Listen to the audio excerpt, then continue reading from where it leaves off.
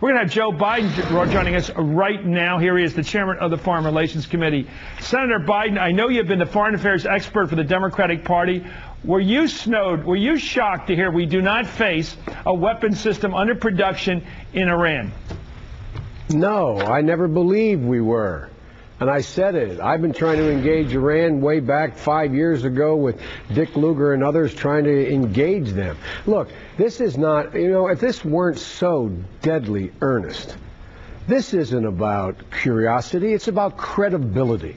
This administration has damaged us to a degree that no other administration has in American history. We have no credibility, Chris. It's amazing. Absolutely amazing to me.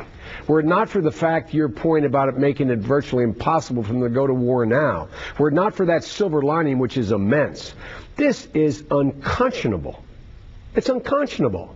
What are we talking about here? Did you think, what did you think about the policy and how it's changed? Let's go to, you're a critic as well as a candidate.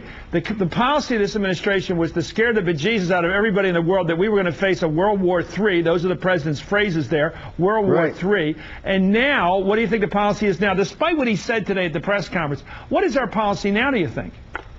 The policy's no different now.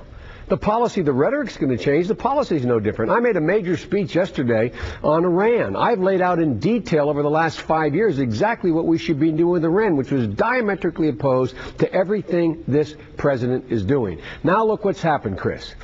In terms of our allies being willing to stay with us on other really critical issues, it's going to be virtually impossible. The Russians are running around the world touting the fact that now it's proven that they've been right and we've been wrong. Now it undercuts our ability to deal with a real problem. A real problem is their continued effort to deal with Hezbollah and Hamas, their continued effort to deal with trying to find being able to produce highly enriched uranium. That's real.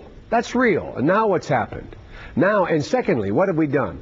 We have added to the urban legend in the streets of all the Muslim capitals of the world that this is a war against Islam. We have made it more difficult for every moderate Muslim leader from Karzai on to be able to deal directly with us. This is incredibly devastating to our interest in the Middle East, from Iraq through Pakistan, as well as our credibility around the world. It is going to cost us in a way that no one's calculated yet. The good news is, makes it harder for these cowboys to go to war. The bad news is we have been further damaged, and that hurts America's interest in a big way.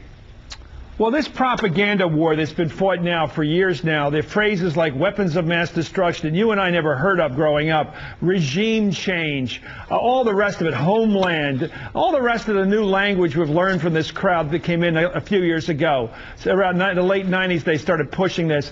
If their motive is not to fight weapons of mass destruction, which don't seem to materialize when they're supposed to in either Iraq or the Iranian case, what is the grand motive for war? Why did we invade Iraq? Why were we threatening World War III with Iran? Why did this administration, Cheney and the president, keep pushing the war? Why do they always want to fight or scare somebody? What's it about if it's not weapons? Let me tell you what I think it's about. I can't prove it. I think it's about our ability to try to dominate that region of the world and control oil. I don't think we went to war because of oil, but I think there was an absolute belief. The only thing I can fit together with Cheney and this gang is that they went to war. They're smarter than they are acting. They're smarter than they're acting. What they do, they went to war in the hope that they would be able to do two things. One, have a government that sat on a whole bunch of oil that still exists in the world that would be indebted to us. Two, have permanent military bases in Iraq to dominate that part of the world, to be able to control oil. Not to go steal it for American oil companies, but to be able to control the price and control the access of it. A very Machiavellian view. There's nothing idealistic about Cheney.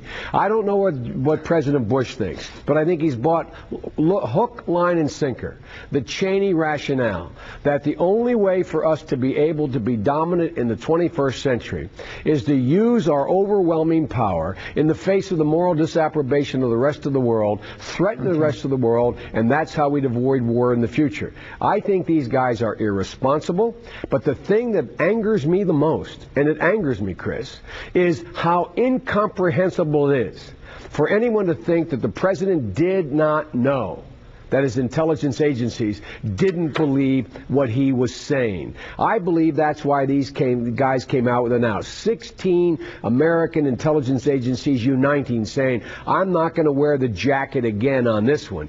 And I disagree with only one thing that Andrea said. The intelligence community didn't misread what was going on in a major way in Iraq. They misused the intelligence they were given. Well, the trouble is the Senate has never gotten to that. I keep waiting for that second part of that intelligence analysis to show how it was manipulated. But I want to ask you about something you've been involved with. You said that if the President of the United States had launched an attack on Iran without congressional approval, that would have been an impeachable offense. Do you want to review that comment you made? Well, how do you stand on that now? Yes, I do. I want to stand by that comment I made. The reason I made the comment was as a warning. The reason I don't say those things lightly, Chris. You've known me for a long time. I was chairman of the Judiciary Committee for 17 years, or its ranking member. I teach separation of powers and constitutional law. This is something I know. So I got together and brought a group of constitutional scholars together to write a piece that I'm going to deliver to the whole United States Senate, pointing out the president has no constitutional authority to take this nation to war against a country of 70 million people unless we're attacked or unless there is proof that we are about to be attacked. And if he does, I would move to impeach him. The House obviously has to do that, but I would lead an effort to impeach him. The reason for my doing that, I don't say it lightly. I say it because they should understand that what they were threatening, what they were saying, what was adding up to be, what looked like to the rest of the world what we're about to do, would be the most disastrous thing that could be done at this moment in our history that I can think of. You know, Senator, the great thing about you being elected to the Senate when you were about 29 years old is that you were a senator back when there were real senators there like Wayne Morse and J. William Fulbright, who understood the constitutional importance of what you just said. I wonder whether a lot of people watching this show don't even get what you're talking about. They don't even remember when there were senators that understood the checks and balances of our government, of our Constitution. I am so impressed you said it. Thank you very much, Senator Joe Biden, candidate for president. Thanks for having me. Now that